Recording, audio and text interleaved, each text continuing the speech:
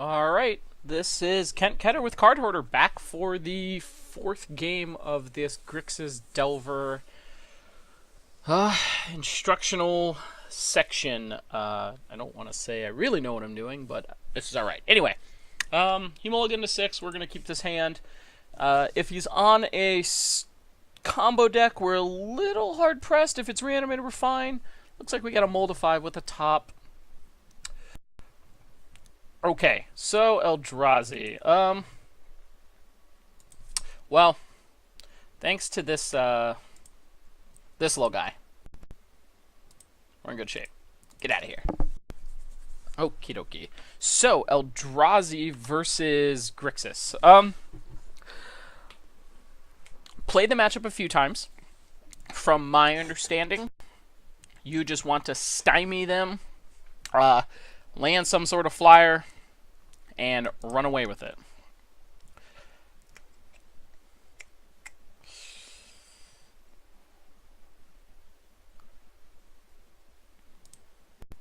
So from here, I'm actually going to run out this Delver.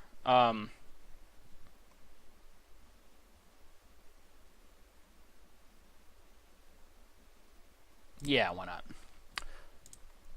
So there's a consideration for going Deathrite Shaman on the next turn, going Deathrite Shaman there, but I get to upkeep Brainstorm, Crack Fetch, Deathrite Shaman. I feel like that sequence is good enough. Okay. So Endless 1 for 2, definitely beatable. Alright, let's Brainstorm here. We will put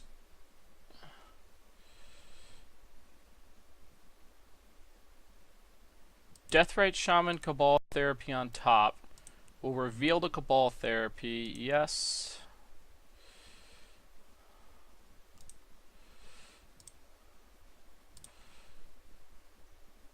Oh, nice. Thanks, Urborg.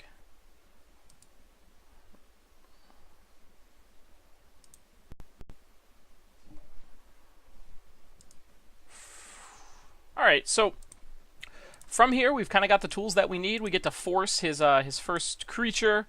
If he hits Cavern, he definitely gets to kind of punish us for that. I'm not terribly worried about something like that. So now he's on 5 mana. The thought is Smasher here, unless he's going to go with... Okay.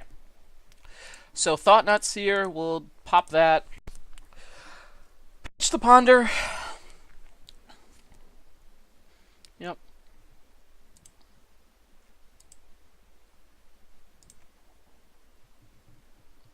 That was a mistake on my part. I definitely wanted to crack the fetch land there in my upkeep. I know I don't need the second Deathrite Shaman. What this might let us do, though... Yeah, that'll be alright.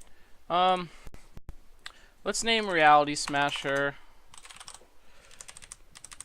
And then if we pop that... Okay, so he's got Endless 1 Matter Reshaper. Let us...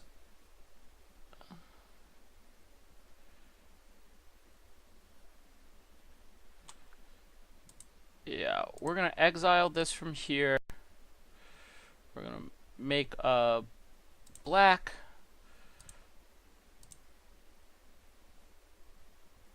Cast you.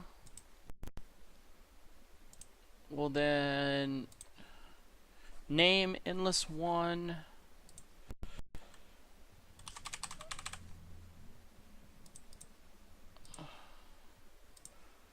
Just so we can't try to get, like a reasonably sized creature. We can pretty easily race the,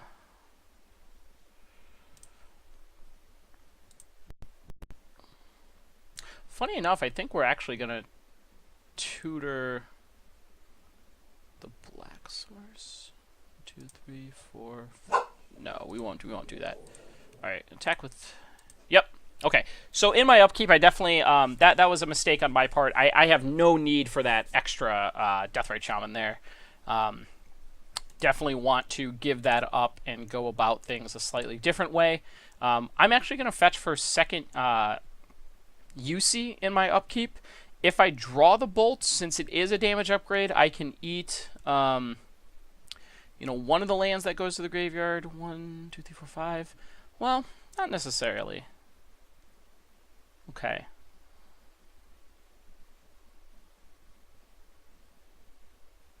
There's not really many things we're concerned about here. Our opponent doesn't really have a lot of great sequences. Like, he'll post-combat a Matter Reshaper, which is fine. Yep.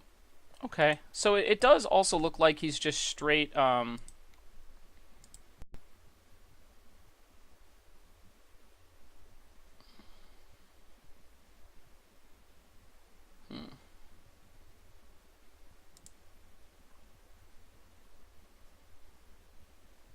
Yeah, we'll get this one. Draw my card. Sure. 1, 2, 3, 4, 5, 6, 7.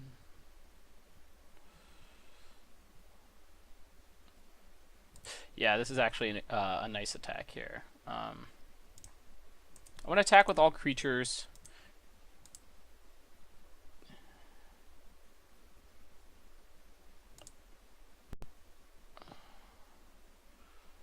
Second main.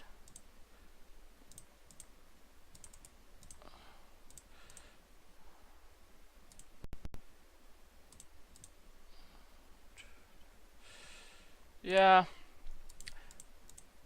So that's 4 damage I'm giving up there by eating the cards for the Deathrite Shaman, but I think at the same time the Angler and the flip on the Delver a little bit better. I guess I could sit on the Angler for another turn. Yeah, I'll just take my 3 here. I really agree with that attack unless his follow-up's just another big thing. Sure. Okay. Maybe I'm supposed to block there. So if I block there and he flips land, okay.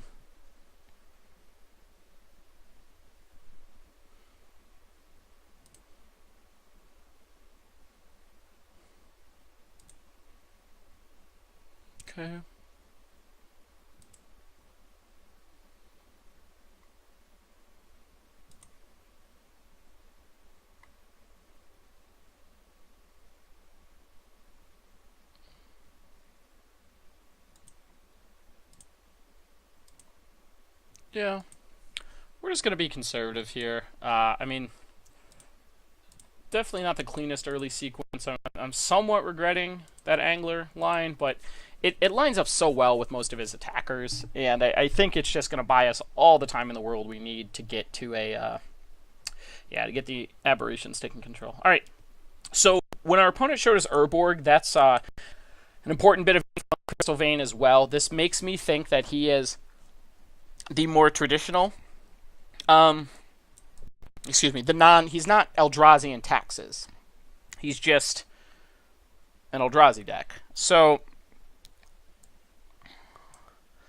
with that in mind, I don't want to give up too many cards here. I like the Strix. I think Ancient Grudge is a necessary evil to try to play around his, or just to try to have another line to beat his chalices on the draw. What I've been coming across is I think that Therapy is the card I'm supposed to cut here. They really run out their hand, or they just lock you out, respectively. So I'm going to go with this sideboarding plan. Baleful Strix does a great job of just gumming up the ground. While I don't love Bolt, it does take care of quite a few of his smaller sized creatures. Really, this matchup at its core is about Wasteland, and then forcing a couple creatures. So, Grudge is also nice for the turn 1 Thorn if he's on that sequence. So, let's run this and see what we get. Let's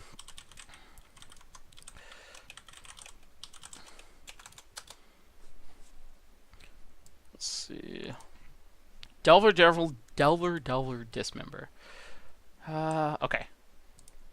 I'm going to keep this. It feels like our opponent is digging for probably Chalice. Yeah, he kept the 6, so, I mean, he either found it or he didn't. It's not really a big deal. Okay. So, the Ratchet Bomb.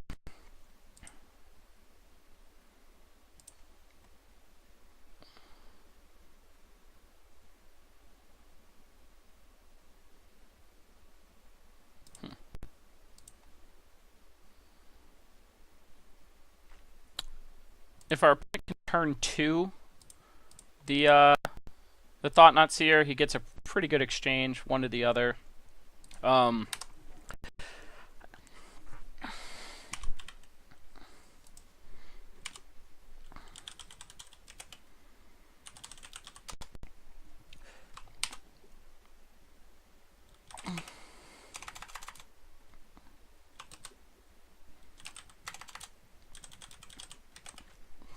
Okay, so I would assume our opponent's going to take the Dismember here.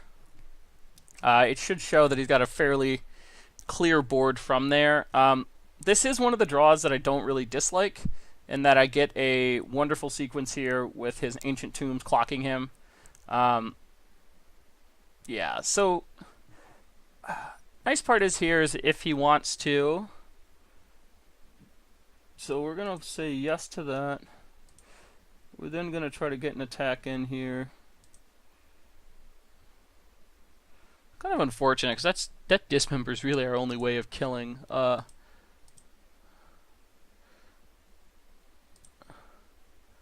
lot of his threats. So let's go here. I am going to pay the life. Okay, Trader's Temple, yeah. Alright.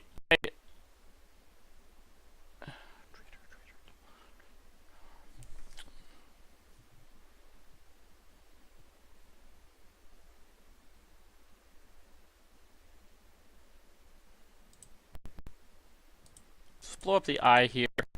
The more we can do to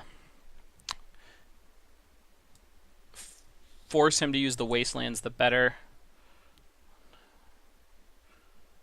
So on the other side of things, yeah, if we run out this Delver of Secrets, no, 13. Okay, we're gonna wait one more turn. If we draw another Probe or a Free Spell, I think we're in good shape. Meaning we can land the Angler earlier, and it's gonna force the Ratchet Bomb like premature or before we cast the second creature. And I wonder if he's like tracking on that sequence, because his Ancient Tomb is not helping him. Okay.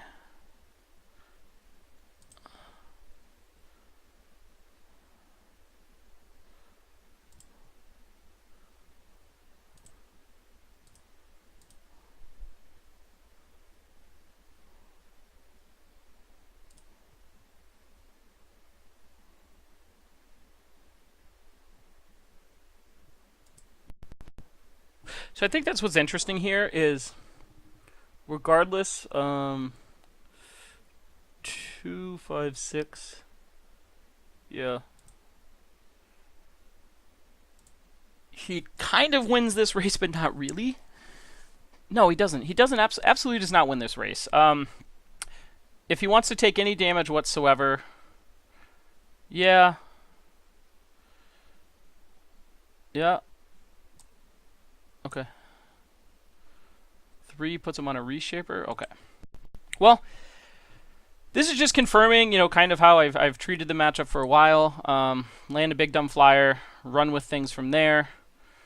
Our opponent appears to want to allow us to do this continuously.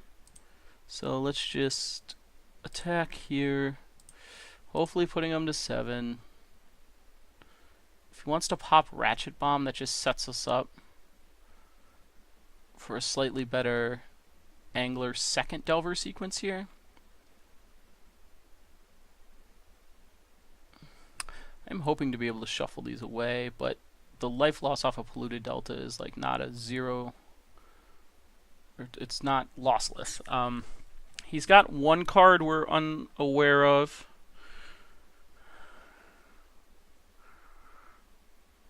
Interesting. Yeah, I think he's forced to pop there for...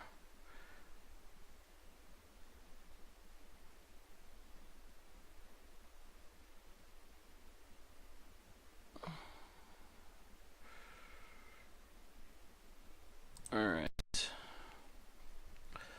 Let's get the 5.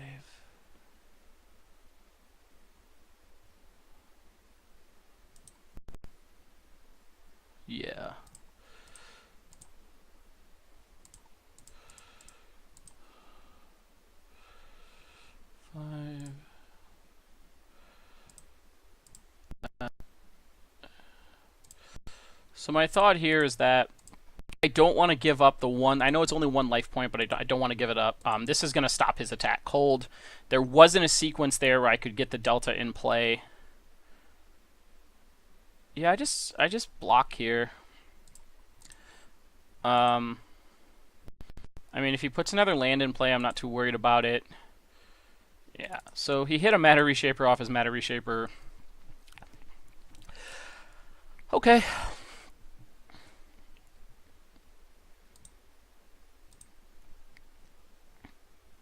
No, I do not want to reveal that.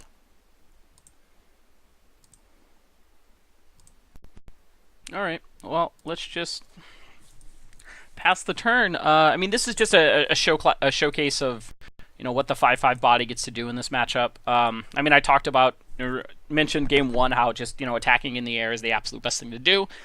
That's true, but it's hard to pass up this body size. I mean, he's gonna give us another. We're just gonna block here. I mean, I understand I'm running the risk of giving him, you know, some bigger hits than what he should. Yeah, 2, 4, 5, 6.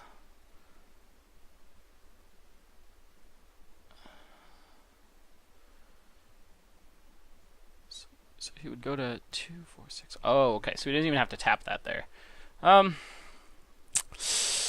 Whew. This is gonna be close. This is gonna be close. I definitely need to flip this Delver like post haste. No. Do I want to draw Deathrite Shaman? So if I go Deathrite,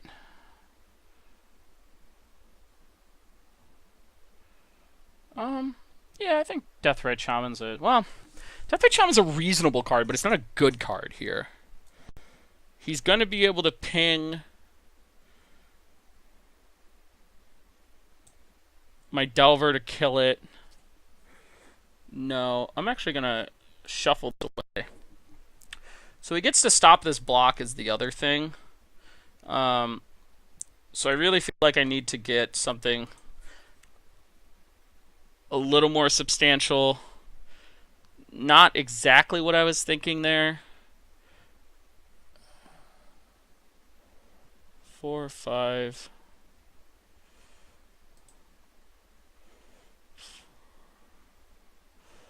Well, it's not perfect, but it's another angler for when you need another angler. I guess I'm supposed to attack there first. Make him put the creature in front. Yeah. Oh well, that was sloppy on my part. Nope. Alright. Black, black, blues. Okay.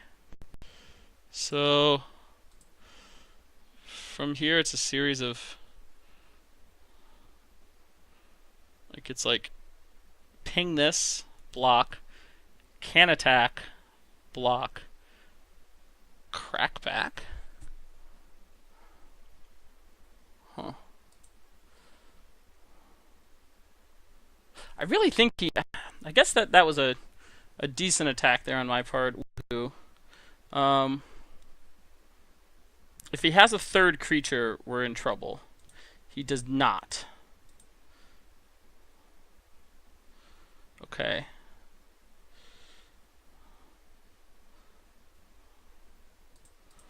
Let's brainstorm first.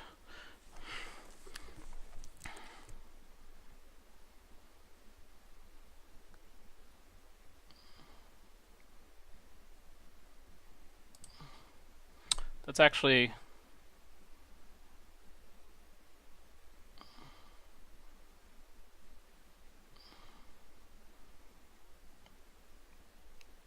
kind of a big game for us.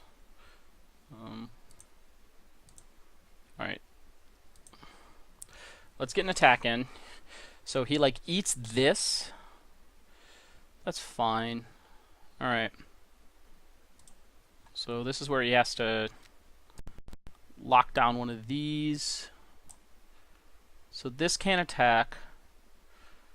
I attack with this. Post-combat, I run out 3 things. Yeah. So this is going to draw me back my days, which is just fine.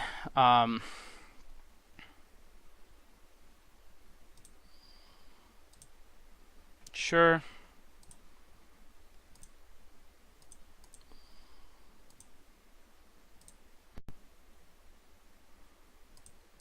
Blue, no, yep.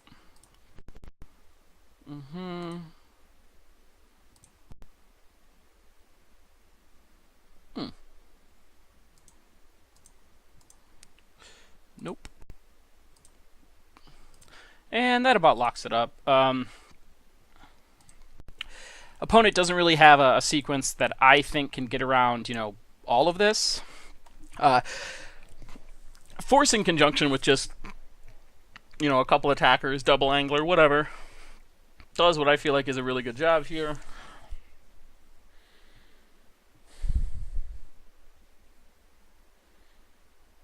He's gonna draw a card, but I don't know what his sequence is here that he's really like that keen on. Okay, so that'll wrap it up. That matchup, I think it's decided in the first 1 to 2 turns. In that they either get up a lock piece or get it far enough ahead, explode by casting like whatever sequence they're on. And I think they're more of like a turn 2-3 deck. Chalice is really their 1. I don't think they're mimicking anymore. That feels really favorable still for the Delver deck. If they draw a bunch of Chalices, I don't think that that's the case anymore. But you can still, absolutely just daze them, force them, or like I was doing, bringing in the Ancient Grudges and the Baleful Strix. So, in the end, that matchup feels, favorable still for Grixis Delver.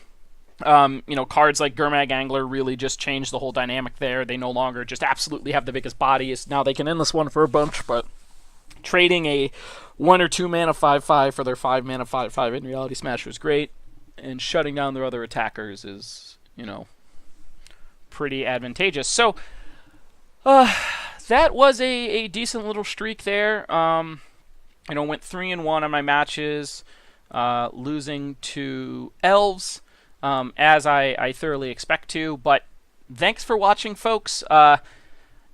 I will be producing a little bit of content, a couple pieces minimum a month, along with the other folks on Cardhoarder Prime, which will most likely have been announced. And I hope you are all ready to join us on this improvement focus journey on the SCG Open Series. We're really excited to try to bring a professional structure to the Open Series, with the hopes of showing folks that it's not just the super teams at the Pro Tour that can piece it together and can really both improve their games and further Magic as a wonderful game that we all enjoy.